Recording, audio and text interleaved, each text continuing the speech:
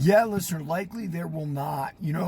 Obviously, I combined a fighting career with prison, and prison in many ways ruined my fighting career, right? Because in my prime, I was behind bars. But that having been said, boxing and fighting sports in general, martial arts are great for learning discipline, routine, things that will keep you off the streets, things that will keep you away from doing stuff like that. And, you mentioned the hurricane, and we all know that story, right? I mean, thank God we got a great movie about it where people understood that this man was wrongly convicted of a crime he did not commit, and it ruined his boxing career. He would have been champion of the world. Well, James Scott had a little bit different story. James Scott was in Rahway State Prison. Rahway State Prison is a rough New Jersey prison. And James had been actually not acquitted, I guess it was a hung jury on a murder.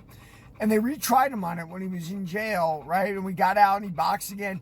And then they put him in jail on the murder, right? They convicted him this time. And that's something a lot of people don't realize. With the prosecution gets almost endless bites of the apple, right? Because unless they acquit you, they're just going to retry you and they're going to correct their mistakes, which is kind of great. That's like a rematch in fighting. Like, oh, okay, I did this wrong. Let me correct it this time. And when you got unlimited resources like the state, that can be very advantageous. Well, James Scott actually wasn't just a pro boxer who went to prison, wasn't just a highly skilled one. He actually fought from Rahway State Prison. They would allow his opponent to come in there, and he fought a couple times. He got to number 2 in the world.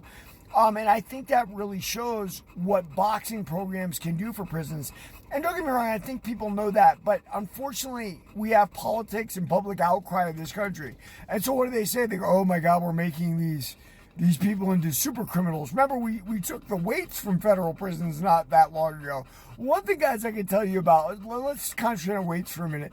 If a guy's lifting weights and, he gets out and he's going to become an addict again and a stick-up guy and a guy who mugs people, well, he's going to lose that muscle really quickly. Like, the whole idea of training boxing or training in weights is something that instills discipline, that can instill reform. And it's known to do that, right? A lot of times guys from the street pick the fight life or they pick the street life, right? Not a big bifurcation. So you can really help people inside by giving them outlets like that. But unfortunately, that's not how we think. We think everything's punitive in this country. You got to punish them. They don't deserve it, this and that.